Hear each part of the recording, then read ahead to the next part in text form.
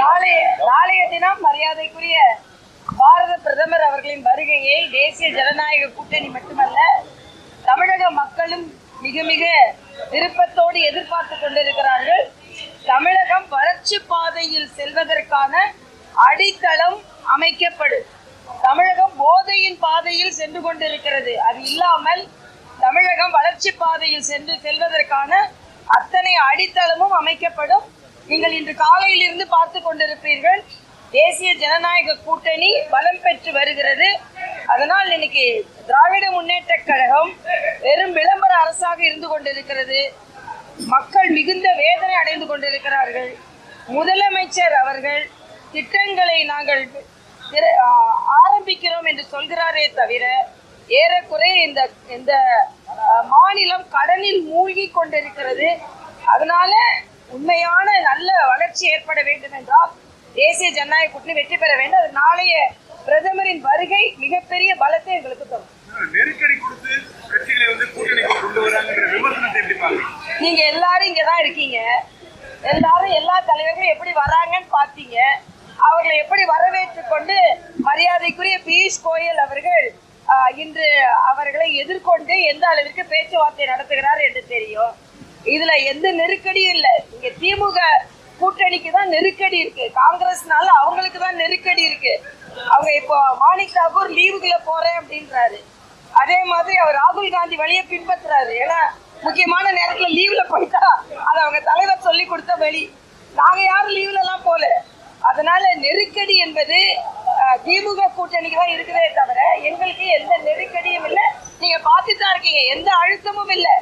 அழுத்தம் இல்லாமல் எல்லோரையும் வாழ்த்து சொல்லி கூட்டி அவர் நாங்கள் கூட்டணியை சேர்த்திருக்கிறோம் என்பதுதான்.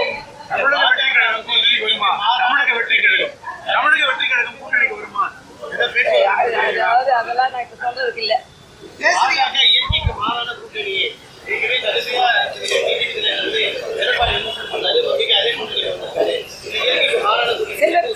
அதான் நான் கேக்குறேன், செல்வ பெருந்தகையும் திமுகவும் இயற்கையான கூட்டணியா?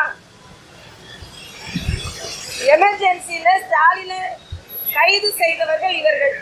ஆக திமுகவும் காங்கிரஸ் இயற்கையான கூட்டணியா? அதே மாதிரி எல்லா விதத்திலும் காங்கிரஸ் 67ல தீர்த்து கட்டினது திமுக. ஆக இவங்க இன்னைக்கு இயற்கையான கூட்டணியா? செல்வ பெருந்தகை எனக்கு சொல்றது சிரிப்பா இருக்கு. முதல்ல அவரோட கட்சியை ஒழுங்கா பார்க்கட்டும். அவர் கட்சிக்குள்ள உள்ளவங்க என்ன நடந்து கொண்டிருக்கிறார்கள் எல்லாம் புழுங்கி கொண்டிருக்கிறார்கள். காங்கிரஸை சார்ந்தவர்கள் எல்லா விதத்திலும் கூட்டணி சார்பாகவும் காங்கிரசின் சொத்து சார்பாகவும் எல்லாரும் புழுங்கி கொண்டிருக்கிறார். முதல் செல்வ பெருந்தகை அவர் கட்சியை பார்க்கட்டும். இயற்கைக்கு மாறான கூட்டணின்னு எங்களுக்கு சொல்ல வேண்டாம். எங்களுக்கு இயற்கையான கூட்டணி. தாமரை இயற்கையில வர்றதுதான், இலையும் இயற்கையில வர்றதுதான். அதனால எங்களுக்கு இயற்கையான கூட்டணி.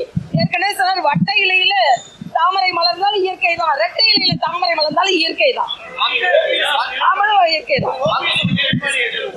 அவர்கிட்ட தான் கேட்கணும், எங்களுக்கு தெரியாது. அதனால வந்தவர்கள் எல்லாம் நாம் வரவேற்று இருக்கிறோம். அதனால வராதவர்களை பற்றி எனக்கு பதில் சொல்வதற்கு திறமை இல்லைன்னு வச்சுக்கொள்ளுங்க.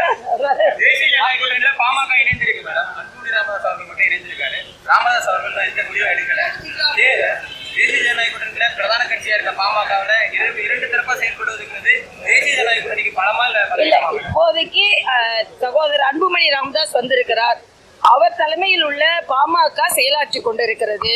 அதனால அவங்க உள்கட்சி பிரச்சனையை நாங்க பேசுவதற்கு நான் இந்த தயாரா இல்ல.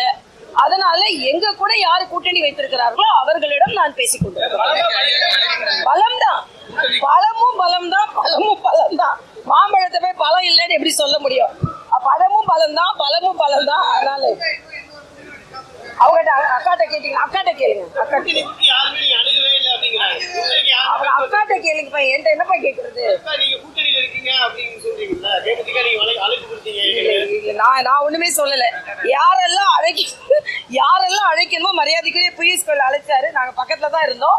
அதனால தம்பிங்களுக்கெல்லாம் ஒரே ஒரு கோரிக்கை, நாளைய தினம் பலம் பொருந்திய கூட்டணியாக நாங்கள் பலம் வர போகிறோம்.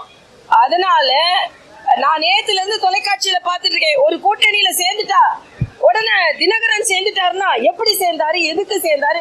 அப்ப வைகோவோட பழைய கேசட் எல்லாம் போடலாமா? செல்வ பெருந்தையோட பழைய கேசட் எல்லாம் போடலாமா? ஆக நீங்க பழசெல்லாம் எடுத்து போட்டு ரெண்டு இணைச்சு போட்டீங்கன்னா அரசியல் அப்படிதான் இருக்கும். இன்னைக்கு இணைஞ்சு இருக்கிறோம், இன்னைக்கு சேர்ந்து இருக்கிறோம். 2 பேரும் மிக மிக அழகாக ட்வீட் பண்ணி 2 பேரும் வரவேற்று இருக்கிறாங்க. இதுக்கு மேல உங்களுக்கு என்ன வேணும்? அதாவது எல்லாம் சேர்ந்துடக்கூடாது, தமிழ்நாட்டுல பிரிஞ்சே இருக்கணும். அப்ப திமுகவுக்கு சந்தோஷமா இருக்கும். நாங்க பிரிய மாட்டோம், சேர்ந்து இருப்போம்னு சொல்லி கொடுத்தோம். நான் விசில் அடிக்க வேண்டியதான், எனக்கு விசில் அடிக்க வராது. அவங்களுக்கு பிடிச்ச சின்னம் கிடைச்சிருக்கு, அவ்வளவுதான். நம்ம என்ன சொல்ல முடியும்?